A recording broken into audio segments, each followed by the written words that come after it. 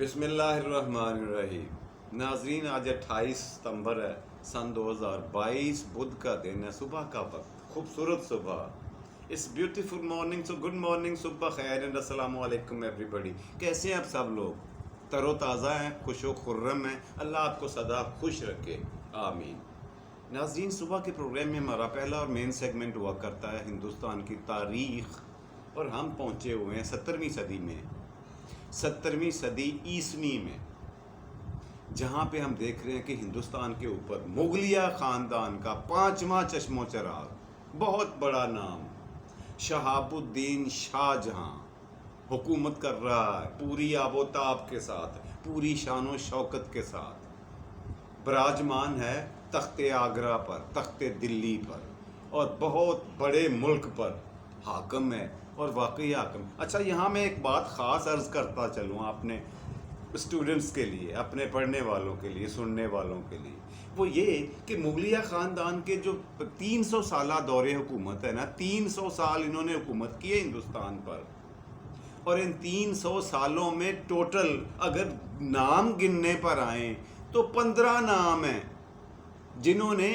مغلیہ خاندان میں سے ہندوستان پہ حکومت کی ہے، مگر ان میں سے 6 نام ایسے ہیں جو کوئی 3 مہینے کے لیے آیا، کوئی 6 مہینے کے لیے، کوئی 1 سال کے لیے، یعنی درباری لوگ، وزیر، سفیر اور مشیر، ملازمین اور جرنیل اتنے طاقتور ہو چکے تھے کہ وہ جس کو مرضی پکڑ کے تخت پر بٹھاتے، اور تخت پر 3 مہینے بعد اسے لات مار کر نکال دیتے، کسی دوسرے کو پکڑ کر تخت پر بٹھا دیتے۔ اور یوں وہ 6 نام صرف گننے کے لیے، گننے کی حد تک ٹھیک ہیں، وہ میں آپ کو بتاؤں گا ان کی باری آنے پر وہ کون تھے، لیکن جنہوں نے صحیح معنوں میں حکومت کی ہے ہندوستان پر مغلیہ خاندان میں سے، وہ ٹاپ کے 6 بندے ہی ہیں، جن میں سے 5ویں کو ہم ڈسکس کر رہے ہیں۔ اس کے علاوہ 3 بندے ایسے ہیں جن کا دور حکومت اوسط درجے کا رہا، مطلب نہ وہ بہت اچھے رہے نہ وہ بہت برے رہے، ان کا جو کنٹرول تھا، ان کا نظم و ضبط جو تھا، ان کا جو ہندوستان پر، پورے ہندوستان پر جو قبضہ تھا، جو رعب اور دبدبہ تھا، وہ نہ ہونے کے برابر رہا۔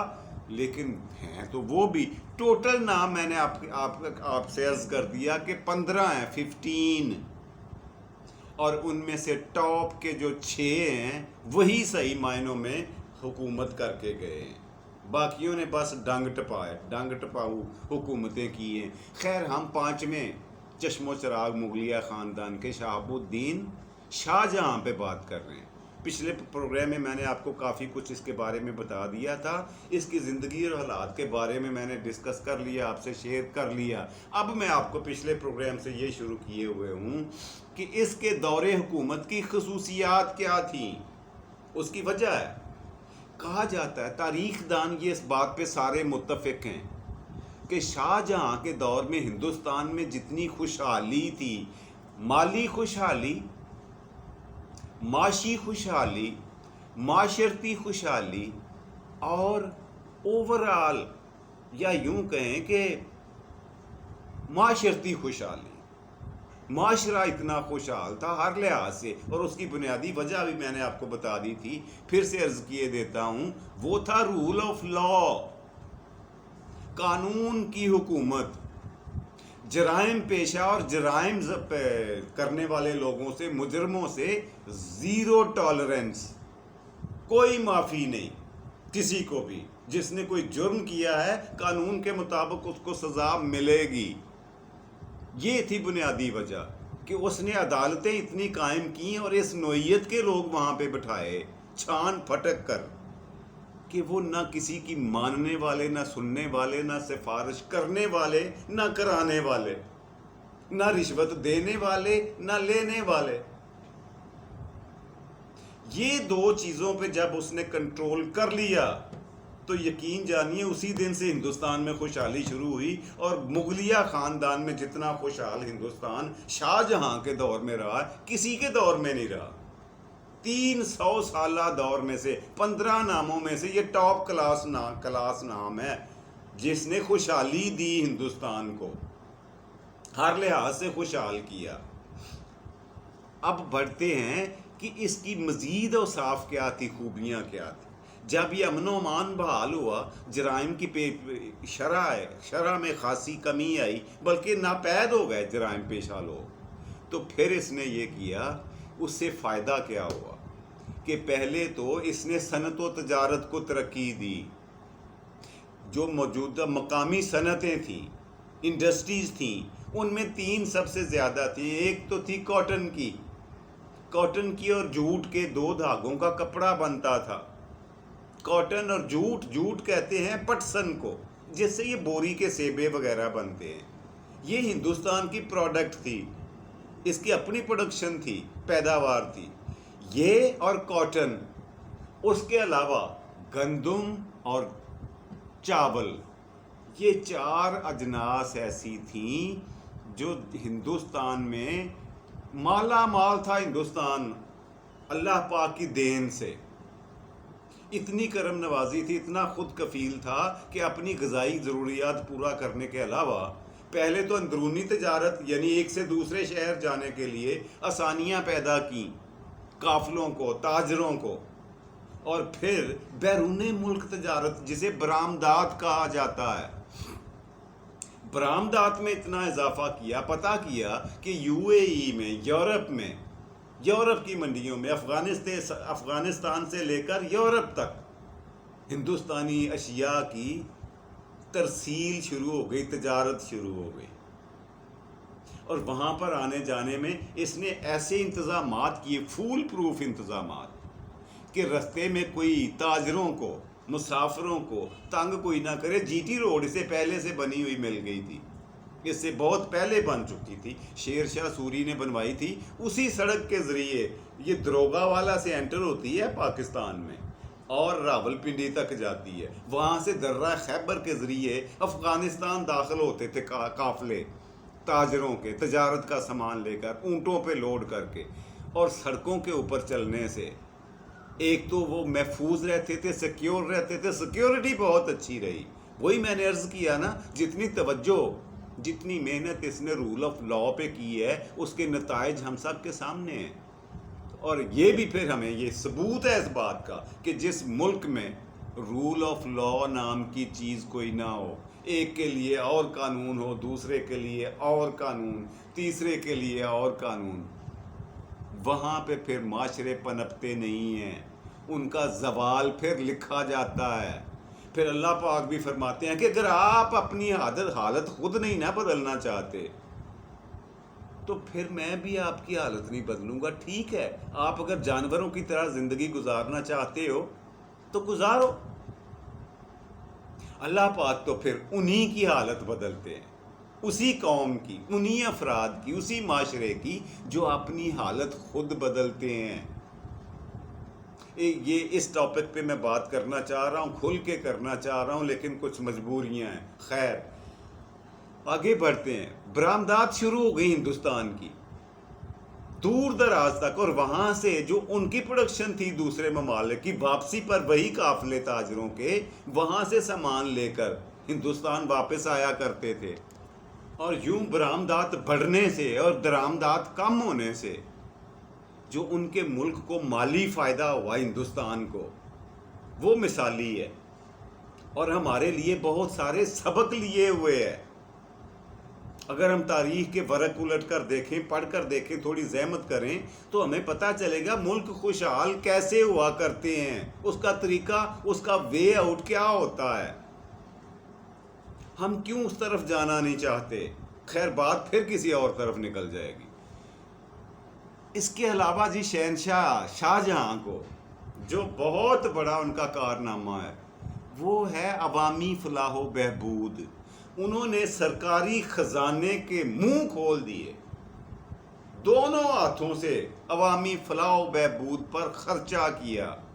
جہاں جہاں سڑکوں کی ضرورت تھی وہاں، جہاں جہاں پلوں کی ضرورت تھی وہاں، جہاں جہاں سیکیورٹی چوکیوں کی ضرورت تھی وہاں، جہاں پہ عدالتیں بنانے کی ضرورت تھی وہاں، اور جہاں پہ پولیس اسٹیشنز، تھانے بنانے کی ضرورت تھی وہاں۔ عمارتیں، اس کے علاوہ تاریخی عمارتیں جتنی شاہ جہاں کے دور میں بنی ہیں اور اب بھی موجود ہیں. لوگ جا کے دیکھ, ہماری بادشاہی مسجد سے لے کر پورے پاکستان اور ہندوستان میں جتنی بہترین عمارتیں ہیں ان میں سے 90% شاہ جہاں کی بنائی ہوئی ہے, اسی بادشاہ کی. اس نے وہ نمونے دیے ہندوستان کو اور کہ پوری دنیا تک وہ شاید زندہ رہیں. اب بھی جا کر اگر دیکھیں تو یوں لگتا ہے جیسے کل بنے ہیں, لیکن اصل میں یہ صدیوں پرانے ہیں. یہ سارے کی ساری عمارتیں, خاص طور پر جب میں تاج محل کا ذکر کرتا ہوں, آگرہ کا جو دنیا کا 7واں عجوبہ ہے, وہ اس بات کا ایک منہ بولتا ثبوت ہے کہ پوری دنیا میں اگر اس طرح کی کوئی بلڈنگ, یونیک بلڈنگ ہے تو مجھے دکھائیں, بتائیں. ایسا نہیں ہے, اسی لیے اس کو 7واں عجوبہ کہا جاتا ہے.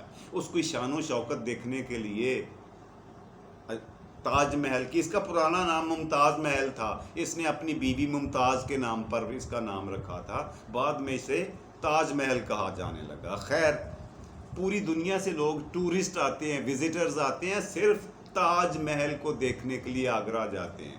ہندوستان میں اتنی خاص چیز ہے. جی, عوامی فلاح و بہبود کے بعد اس نے عمارتوں پہ خاص توجہ دی, عمارتیں بنوائیں, اور جتنے محصولات ظاہر ہے بڑھیں گے ٹیکسز کی رقم, اس لیے کہ جب تجارت عام ہوگی, جب درآمدات کم اور برآمدات زیادہ ہوں گی تو قومی خزانہ بھرے گا بھائی.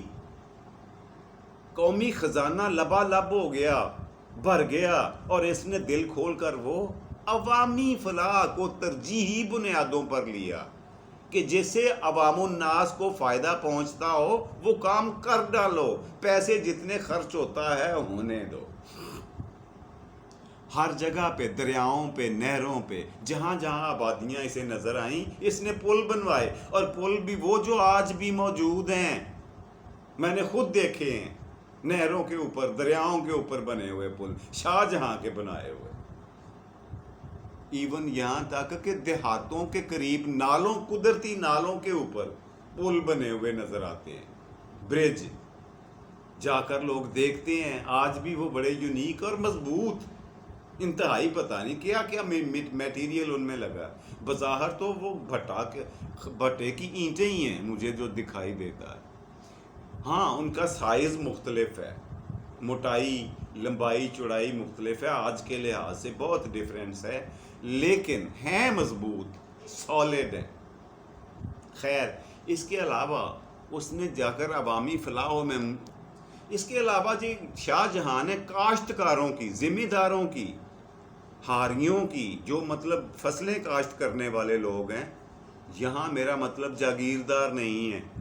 کاشتکار اور ہوتا ہے, جاگیردار اور ہوتا ہے. کاشتکاروں کی انتہائی امداد کی, حوصلہ افزائی کی اس نے, ان کی فصلوں کا معقول معاوضہ دیا جاتا انہیں, اور یہ کوشش کی اس نے صریحاً جان بوجھ کر کہ کاشتکاروں کو ٹیکسز کے معاملے میں یا امن و امان کے معاملے میں کسی مشکل اور پریشانی کا سامنا نہ کرنا پڑے. انہوں نے عملے کے اوپر چیک اینڈ بیلنس ایسا رکھا, سرکاری مشینری کے اوپر, کہا جاتا ہے الٹیمیٹلی براہ راست خود دیکھا کرتا تھا ان معاملات کو کہ کاشتکاروں کو ریونیو کے بندے, یعنی ٹیکس لینے والے جو محکمے ہیں, وہ کسان کو تنگ نہ کریں. اگر وہ خوشحال ہوگا تو ملک اٹھے گا. کیا اعلیٰ سوچ تھی جو آج بھی ہمارے حکمرانوں میں ہونی چاہیے یار, کہ اصل میں کسی بھی ملک کی جو ریڑھ کی ہڈی ہوتی ہے, ہمارے جیسے ملکوں میں وہ زراعت ہی ہوتی ہے. یہ ہماری خوش قسمتی ہے کہ اللہ پاک نے ہمیں قدرتی نعمتوں سے, یعنی معدنیات سے ڈھیر سارا نوازا ہوا ہے, لیکن جو ہمارے ملک کی مین کمر کی بیک بون ہے, کمر کی ہڈی, ریڑھ کی ہڈی, وہ آج بھی زراعت ہی ہے. اس کے اوپر خاص اور خصوصی توجہ دینے کی ضرورت ہے, جو بدقسمتی سے ایسا ہو نہیں رہا. اس کے علاوہ میں نے آپ کو بتایا کہ ٹیکسٹائل کی مصنوعات, اس کے علاوہ میں نے آپ کو بتایا فوڈ آئٹمز جو اس نے ایکسپورٹ کی. بہت بڑی چیز جو ہے وہ تھا علوم و فنون کی قدردانی.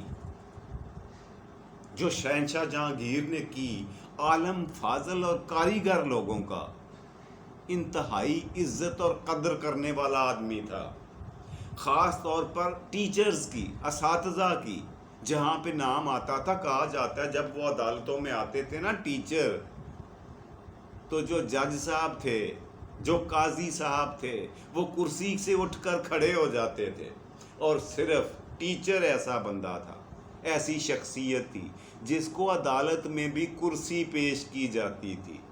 یہ شاہی گورنمنٹ کا حکم تھا، اس پر سختی سے عمل درآمد کروایا شاہ جہاں نے۔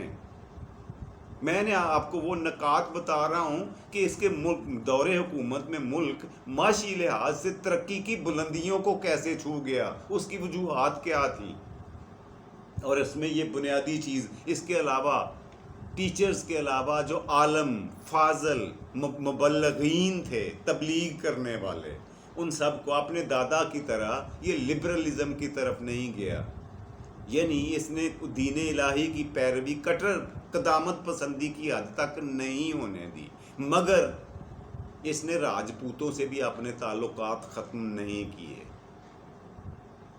یعنی ایک بیچ کا رستہ لے کے چلا اپنے دادا اکبر اور اپنی حکومت کے درمیان، کہ نہ تو میرا توازن اس طرف بگڑے نہ اس طرف بگڑے، نہ تو نرے کا نرا غیر مسلم ہو جاؤں اور نہ نرے کا نرا صرف مسلمانوں کا بادشاہ بن کے رہ جاؤں۔ یہ تھی اس کی پالیسی جو میں سمجھ پایا ہوں، اور کافی حد تک کامیاب اس لیے رہی کہ تاریخ دان زور زور سے چیخ چیخ کر بتا رہے ہیں کہ اس کے دور حکومت میں معاشی لحاظ سے، معاشرتی لحاظ سے اتنی خوشحالی تھی جو کبھی نہیں دیکھی گئی ہندوستان میں، اور پھر اس نے عمارتوں کا، سڑکوں کا، درخت بہت زیادہ، شجرکاری پہ اس نے بڑی توجہ دی۔ یہ حیرت کی بات ہے کہ اس وقت اس نے جنگلات کی حفاظت کے لیے اقدامات کیے، حالانکہ اس وقت اتنا شعور میں نہیں سمجھتا کہ ہوگا، مگر پھر بھی زیادہ تر جنگلات خود رہو تھے، خود بنائے ہوئے تھے نہیں تھے، قدرتی طور پر اگے ہوئے تھے، مگر ان کی حفاظت، وہاں سے لوگوں کو لکڑی کاٹنے سے منع کرنا اور ان کی حفاظت کرنا اور مزید پودے لگانا، یہ وصف تھا، یہ کارنامہ تھا شاہ جہاں کا، جس کی وجہ سے ملک دن دگنی اور رات چوگنی ترقی کرتا گیا، اور ہندوستان واقعی دنیا کی ایک نئی معیشت بن کر ابھرا، ایک نئی مالی طاقت بن کر، فائنینشل پاور بن کر دنیا میں متعارف ہوا۔ اس کے علاوہ اس نے یہ کیا کہ بہت سارے جو فوجی جرنیل تھے ان کو چن چن کر ایک ایک کو ٹوٹلی میرٹ کی بنیاد پر ترقیاں بھی دیں اور بھرتیاں بھی کی، نہ کوئی رشتہ دار دیکھا، نہ کوئی یار دوست دیکھا، اور نہ کسی کی سفارش مانی، اور نہ کسی سے رشوت لی۔ یہ اب یہ تاریخ کی باتیں، میں نے خود تو اس وقت تھا نہیں، ہم میں سے کوئی بھی نہیں تھا۔ یہ وہ وصف تھے، اوصاف تھے جس نے فوج کو پیشہ ور افراد کے ساتھ بھر دیا، جو واقعی اس قابل تھے لوگ کہ وہ فوج میں شامل ہوں، اسے اس کی کرتب کے مطابق، اسے اس کے رینک کے مطابق، اس کی سروسز کے مطابق، اس کی تعلیم اور تربیت کے مطابق ہر فوجی کو ترقی بھی ملتی اور اس کی تنزلی بھی ہوتی، یعنی سزا اور جزا کا نظام فوج میں بھی قائم کر دیا۔ یہ تھا شہاب الدین شاہ جہاں۔ اس کے علاوہ بہت سارے چھوٹی چھوٹی باتیں ایسی ہیں جن کا تذکرہ اگر کرنے بیٹھیں گے تو پروگرام مزید لمبا ہوتا چلا جائے گا، اور میری خواہش یہ ہے کہ اسے یہاں پہ کلوز کر دیا جائے۔ بہرحال اس کی جو ذاتی شان و شوکت مجھے پڑھ کر خوشی ہوئی ہے کہ اس کے دربار کا، اس کا جمالیاتی ذوق جو تھا، خوبصورتی پسند کرتا تھا، ہر چیز میں، اپنے رہن سہن میں، اپنے بیڈ روم سے لے کر اپنے تخت تک انتہائی قیمتی اور بہترین، دنیا کی خوبصورت ترین چیزیں لا کے رکھی ہوئی تھی، ڈیکوریشن کی ہوئی تھی۔ یہ اس کا جمالیاتی ذوق کہا جا سکتا ہے، کسی شوق تھا خوب سے خوب تر اور خوب تر سے خوب ترین چیزیں لا کر اپنی رہائش گاہ اور اپنے ملک کی زینت بنانا اس کے شوق میں شامل رہا. چھوٹی چھوٹی باتیں مزید گنوانے کی بجائے جو مین چیزیں تھیں وہ میں نے آپ کے سامنے پیش کی. امید ہے آپ کو پسند آئی ہوں گی, آپ کی معلومات میں اضافہ ہوا ہوگا. بڑھتے ہیں آج کے پروگرام کے دوسرے اور مزیدار سیگمنٹ کی طرف, اور وہ کیا ہوتا ہے ہمیشہ کی طرح آج کا لفظ. جی آج کا لفظ جو میں آپ کے سامنے لے کے آیا ہوں وہ میں یہ لکھ رہا ہوں, آپ نے پڑھ کر بتانا ہے یہ کیا ہے. جی یہ رہا آج کا لفظ جہلم. یہ ایک دریا کا نام ہے, ہمارے پنجاب کے 5 دریاؤں میں سے ایک دریا ہے جہلم. لیکن آپ سوچ رہے ہوں گے کہ یہ ہمیں کیوں بتا رہے ہو, ہمیں پتا ہے. آپ کو وہ چیز اس کے بارے میں بتاؤں گا جو بہتوں کو نہیں پتا. اسے جہلم کہتے کیوں ہیں, یہ اس کا نام جہلم کیوں پڑا, کیسے پڑ گیا, کس نے رکھ دیا, یہ بتانا ہے. تو اس کا سنسکرت میں یہ ایک لفظ نہیں تھا, 2 لفظ تھے, ایک جل اور دوسرا ہم. جل کا مطلب پانی اور ہم کا مطلب میٹھا. یہ راج. اور پھر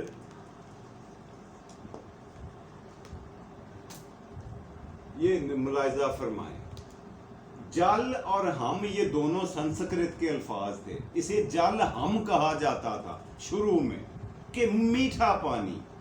اس دریا سے کو بولا جاتا تھا میٹھا پانی. اس دریا کا نام تھا جل ہم, جو کئی صدیاں گزرنے کے بعد سفر کرتے کرتے, لکھتے پڑھتے, سنتے سناتے آج ہمارے پاس اس شکل میں موجود ہے جہلم. یہ جہلم دونوں ناموں کو, دونوں الفاظ کو ملا کر ایک بن گیا, اور میرا خیال ہے ٹھیک ہی بنا, خوبصورت نام ہے جہلم. بہرحال وجہ میں نے آپ کو بتا دی ہے. سوری. تو ناظرین بڑھتے ہیں آج کے پروگرام کے تیسرے اور آخری. جی تو تیسرا اور آخری سیگمنٹ ہمیشہ کی طرح آپ کا فیوریٹ سیگمنٹ ہوتا ہے آج کی بات. آج کی بات جو میں آپ کے سامنے رکھنا چاہتا ہوں ناظرین وہ بڑی پیاری ہے, خوبصورت سی بات یہ ہے